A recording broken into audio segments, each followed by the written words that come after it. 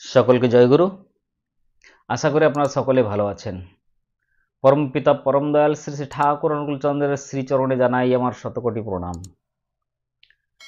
এবং আমার অন্তরের অন্তঃস্থল থেকে সবাইকে জানাই প্রেম প্রীতি ভালোবাসার শুভেচ্ছা, হার্দিক অভিনন্দন ও সকলকে রানন্দিত জয়গুরু। আজকে একটা সুন্দর বিষয় আপনাদের সঙ্গে ইষ্ট প্রসঙ্গের মাধ্যমে তুলে ধরব। পরম পূজ্যপাদ আচার্যদেব কি বলেছেন? পরম পূজ্যপাদ আচার্যদেব একবার বলছিলেন, একটা মানুষ কেমন তা বোঝা যায় সে কেমনতর আদর্শে অনুরাগ নিবদ্ধ। ব্যক্তির আত্মবিকাশের দুটো রাস্তা। এক শ্রেণীর মানুষ আছে যারা নিজের বিকাশের জন্য কামনা বাসনা পরিপূরণের মাধ্যমে নিজেকে প্রতিষ্ঠা করতে চায়, আর দ্বিতীয় শ্রেণীর মানুষের অপর শ্রেণীর মানুষের জীবনের উদ্দেশ্য আদর্শকে সমাজে প্রতিষ্ঠার মাধ্যমে প্রত্যেকটি মানুষের শান্তি ও পরিত্রাণের পথকে প্রশস্ত করা।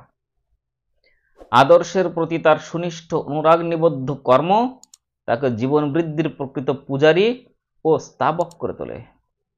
আমরা সবাই জগৎ সংসারে আসি এবং একটা সময়ের ব্যবধানে ফিরে যাই মহাশূন্যতার পথে, কিন্তু আমরা যখন প্রেম ও সেবা কর্মের মধ্য দিয়ে সেই সর্বপরিপূরণী আদর্শকে প্রতিষ্ঠার প্রচেষ্টায় সর্বতোভাবে ব্রতী হই, তখন মানুষ বলে লোকটি তার প্রভুকে সর্বসত্তা দিয়ে ভালোবাসত। তাকে ভালোবাসুন, তিনি আমাদের যা যা অর্জন করতে বলেছেন তা আত্মীকরণ করুন, কিন্তু সেটা প্রিয় পরমের ভালোবাসার বিনিময়ে নয়, বরং তার প্রকৃত ভালোবাসার মধ্যে দিয়ে। মনে রাখবেন, সর্বশক্তিমান শ্রেষ্ঠ বা আদর্শকে আমরা অনুভব করতে পারব যদি তার প্রতি প্রকৃত অনুরাগ নিবদ্ধ অনুসরণ থাকে। মনুষ্য জাতির প্রতি আমাদের সক্রিয় সানুকম্পী ইষ্ট প্রতিষ্ঠামূলক কর্ম আমাদের জীবন ও আলোর দূত হিসেবে প্রতিভাত করবে। ঘৃণা কখনই নয়, ভালোবাসুন, সবাইকে ভালোবাসুন। মনে রাখতে হবে, আমরা সবাই প্রভুর জন্য এবং শুধু তারই জন্য। যখনই আমরা তার জন্য হই, তখনই আমরা সকলের জন্য হয়ে উঠি। সমগ্র মানব জাতির মধ্যে বিস্তারের মধ্য দিয়েই সেই সর্বপরিপূরণী আদর্শ জগতের বুকে সাহিত্য লাভ করতে পারে। তাই করুন, জীবনের সর্বাঙ্গীন বিকাশের দিশা উন্মুক্ত করে সবাইকে উদ্বুদ্ধ করে তুলুন। জীবনের একটি মুহূর্তকেও নষ্ট করবেন না। নিজেদের জীবন চর্যা এমনভাবে গড়ে তুলুন যেন আমাদের কার্যাবলী দেখে প্রভু অনুভব করেন ওরা সত্যিই আমাকে ভালোবাসে। শান্তি শান্তি, সবাই শান্তিতে থাকুন। বন্দে পুরুষোত্তম। কত সহজভাবে পরম পূজ্যপাদ আচার্যদেব আমাদের ঠাকুরকে ভালোবাসতে বলেছেন। এক প্রভুকে ভালোবাসা ছাড়া জীবনে আর কোনো অন্য পথ নাই। সুখ শান্তির ঠিকানা আর কোথায় খুঁজে পাওয়া যায়? এক প্রভুর ভালোবাসার মধ্যেই নিঃস্বার্থ প্রেম। তিনি ভক্তকে ভালোবাসেন, ভক্তের অধীন ভগবান। তাই পরম পূজ্যপাদ আচার্যদেব বলছেন যে প্রভুকে ভালোবাসো, অন্তর দিয়ে ভালোবাসো।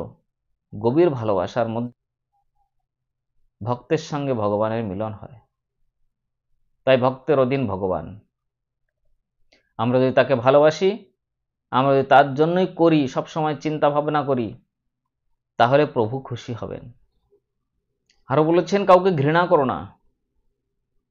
সে হয়তো সৎ পথে চলছে না, তার চলার মধ্যে কোনো খাকুতি আছে, তাকে ঘৃণা করো না। ঠাকুরও বলেছেন যে যদি কেউ মন্দ কাজ করে, তার মন্দের মধ্যে ভালোটা দেখেই চেষ্টা করো। তাকে ঘৃণা করো না, তাকে বুঝিয়ে বলো। তাকে বুঝিয়ে বলার মধ্যে তিনি যদি বুঝতে পারেন যে তুমি ভালোর জন্য বলছো, তাহলে সে তোমার কথা শুনবে।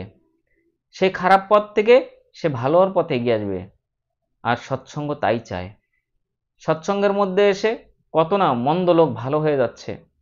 সৎসঙ্গীদের সংস্পর্শে এসে তাদের আচরণ দেখে, তাদের কথাবার্তা দেখে ঠাকুর বলেছেন যে কথা কইবে গুড়ের মতো, লেপ্টে রইবে গায়ে, মিষ্টি কথা শক্ত হল উল্টো বনধায়। কথার মাধ্যমে তার সঙ্গে প্রেম ভালোবাসা প্রীতির দিয়ে কথা বলো, তারা যদি তোমার কথা বুঝতে পারে, তাহলে তারা সেই পথে আর যাবে না, তারা ভালো পথেই ফিরে আসবে। তাই ঠাকুর পরিবার সবসময় চায় যে আমরা যেন মানুষকে ভালোবাসি। মানুষ আপন টাকা পাওয়ার, যত পারিস মানুষ ধর।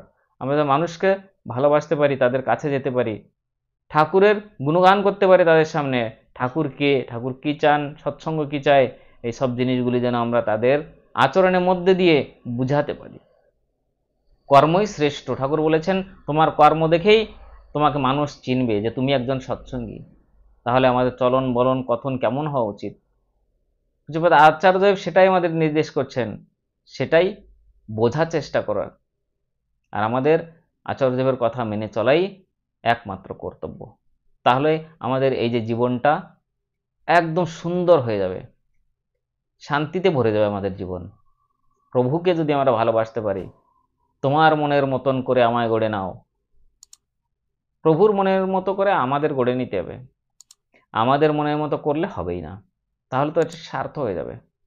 আমি নিজের জন্য, আমি যদি শুধু মনে করি যে ঠাকুর যা বলেছেন সেটা করবো কেন, আমারও তো কিছু ব্যক্তিগত আছে, ঠাকুর যেটা বলেছেন সেটাই করতে হবে। তিনি পরমপিতা মালিক, তিনি যেটাই নির্দেশ করছেন আমাদের সেটাই করতে হবে। ঠাকুর যে পথে চলতে বলেছেন, তাই বাণীর মাধ্যমে হোক বা বই পুস্তকের মধ্যে দিয়ে আমরা শুনেছি, সৎসঙ্গে গিয়ে আমরা শুনছি, বহু জায়গায় ইষ্ট প্রসঙ্গের মাধ্যমে শুনছি, ঠাকুর যেটা বলেছেন আমাদের সেটাই করতে হবে। প্রভুর ইচ্ছাই মঙ্গল, আর তার ইচ্ছায় যদি মঙ্গল হয়, তাহলে তো আমাকে ঠাকুর যেটা করতে বলেছেন তার বিরুদ্ধে আমি কিছু করতে পারি না। ঠাকুরের কথা এড়িয়ে আমি কোনোটাই করার চেষ্টাই করব না। তাই বলছেন জীবনের এক মুহূর্তও যেন আমরা নষ্ট না করি। সব সময় জীবনের প্রতি মুহূর্তে আমাদের এইটাই ভাবতে হবে যে আমার নিজের ভালো কিসে হবে, নিজের সঙ্গে সঙ্গে আমার পরিবারে ভালো কি করে হবে। শুধু এটুকুই থাকলে হবে না, ঠাকুর বলেছেন সবাইকে নিয়ে বাঁচতে। আমার পাড়া প্রতিবেশী কেমন আছে, আমার গুরু ভাইরা কেমন আছে, তারা কি ভালোভাবে আছে, তাদের খোঁজ খবর নিতে হবে। আর এই সময়ের মধ্যেই আমাকে যাজন করতে হবে। যাজন মানে কি, আর যজন মানে কি? যজন আমি নিজেই করব আমার জন্য, কিন্তু আমাকে যাজন করতে হবে, অন্যকে বাঁচাতে হবে। অন্যে বাঁচায় নিজে থাকে, ধর্ম বলে জানিস তাকে। আমি শুধু নিজে বাঁচলে হবে না, ঠাকুর বলছেন তুমি অন্যকে বাঁচাও। অন্যের মঙ্গল কামনাই নিজ মঙ্গলের প্রসূতি। আমাকে আমার জন্য ভাবতে হবে না। আমি যদি আমার প্রভুর জন্য ভাবি, আমি যদি আমার গুরু ভাইয়ের জন্য ভাবি, আমার যারা আপনজন আছে তাদের জন্য ভালো কাজ করি, তাহলে আমার ভালো আমাকে করতে হবে না, প্রভু ভাবছেন আমার জন্য। ভাবছো বসে চলবে কিসে, ভাববার তুমি কে, ভাবছেন যিনি ভাবছেন তিনি, তুমি ভাবো তাকে। প্রভু সবসময় আমার জন্য ভাবছেন, শুধু আমাকে অন্যের জন্য ভাবতে হবে, ভালোটাই ভাবতে হবে। আমি সব সময় প্রভুকে নিয়েই ব্যস্ত থাকব, প্রভুর ইষ্ট কাজে আমি রত থাকব। কি করে একজন গুরু ভাই আমার সঙ্গে যুক্ত হবে, কি করে আমি যাজন করে ঠাকুরের পথে একজন মানুষকে আমি ঠাকুরের পথে নিয়ে আসতে পারবো, তার সদ্দীক্ষায় দীক্ষিত করে তার জীবনকে আমি ধন্য করতে পারবো, এই প্রচেষ্টা আমাকে করে যেতে হবে। তাই বলেছেন ডিপি কাজ করার জন্য। প্রতিদিন না হোক, সময় যখন পাই তখন যেন আমি ডিপি কাজে যুক্ত হই। এই ডিপি কাজের মধ্য দিয়েই আমার মঙ্গল শ্রী ঠাকুর চাচ্ছেন। তাই তো পূজ্যপাদ আচার্যদেব, পূজ্যপাদ অবিন দাদা ডিপি ওয়ার্ক করতে বলেছেন। এই ডিপি ওয়ার্কের মাধ্যমেই আমাদের মঙ্গল। তিনি জানেন যে এই ডিপি কাজ যারা করবে তাদের মঙ্গল হবেই হবে। বহু এর উদাহরণ বাস্তবে আমরা দেখতে পাচ্ছি, অনেকের মুখে আমরা শুনতে পাচ্ছি, অনেক পত্রিকার মধ্যেও আমরা দেখতে পাচ্ছি, সোশ্যাল মিডিয়ার মধ্যেও আমরা সেটাকে জানতে পারছি, অনলাইন সৎসঙ্গের মধ্যে আমরা সেটাকে জানতে পারছি। বাস্তব ঘটনা তারা বলে যাচ্ছেন জীবনের, যে ডিপি ওয়ার্কের মাধ্যমে তাদের জীবনে কেমন করে তারা সাফল্যমণ্ডিত হয়েছেন, তারা ভালো আছেন ডিপি কাজ করে, সবাইকে নিয়ে সুস্থ শান্তিতে আছেন। তাই পরম পূজ্যপাদ আচার্যদেব বলছেন যে যদি শান্তি খুঁজে পাও, যদি শান্তির ঠিকানা খুঁজতে চাও, তাহলে শুধুমাত্র একই জায়গা, প্রভুর কাজ করো, প্রভুকে ভালোবাসো, অন্তর দিয়ে মন প্রাণ দিয়ে ঠাকুরকে ভালোবাসো, তিনি ছাড়া আর বাঁচার পথ নাই। আপনাদের সকলের মঙ্গল প্রার্থনা শ্রী চরণে করে আজকের ইষ্ট প্রসঙ্গ এখানেই শেষ করছি। আপনারা সকলেই ভালো থাকুন, সুস্থ থাকুন এবং পরম পিতাকে মাথায় রেখে সব সময় তার কাজে ব্যস্ত থাকুন। জয়গুরু, বন্দে পুরুষোত্তম। আবার দেখা হবে। যারা এই চ্যানেলটি সাবস্ক্রাইব করেননি তাদেরকে অনুরোধ, এই চ্যানেলটি সাবস্ক্রাইব করুন এবং অন্যকে শেয়ার করুন। জয়গুরু।